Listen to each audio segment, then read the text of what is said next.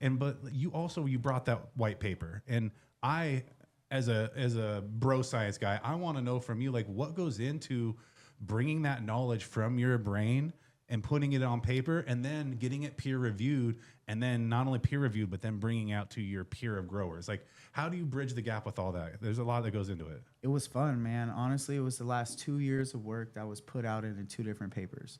So we did one with Professor Alance that was five different spectrum categories. I mean, we touched on it earlier in the podcast, but it's UV, blue, white, deep red, and far red. Makes it a lot easier for the end consumer to then understand. And I'm talking about what are the known photoreceptors behind each of these categories, and how does that affect plant morphology and their growth, right? And then once you understand that and just the basic life cycle of the plant, then you can start to manipulate it, right? That's what crop steering is all about. That's what we've been doing as cannabis growers since the beginning, right? Is being able to just bring it indoors and then control the photo period and force it to flower, right? So all of these different things, or keep the lights on longer and keep it in veg. Now we have irrigational crop steering. We don't feed all of our strains the same irrigation strategy. Why are we feeding them all the same light? And these are questions that if the white papers aren't written, the questions don't get answered. And like, I have to ask you, what inspires you to get the right questions asked on the white paper so that you can get the feedback from the peer review? Yeah, really just talking to these growers, that's going to be the main thing. Is it's not that I have all the answers or I even have all the questions.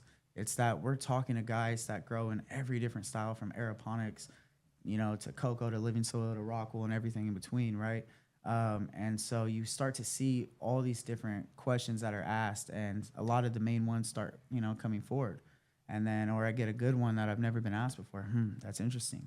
Then I have, contacts at the University of Minnesota, contacts at Northern Michigan with Jared, and Texas A&M with Shu Young. And so I start to ask these different industry professionals, hey, has this ever been seen before in different higher order plants? Or is there a reasoning that maybe we're seeing this, or helping us then explore different types of recipes that they could provide some scientific backing and theoretical knowledge, right? Then bridging that with the practical guys and kind of just stepping out. And then letting me, then I just get all the information, and they're we just ask the listening. question as a grower. It's up to science to prove us if that's even a good viable question, or if it's even worth writing paper about. Now,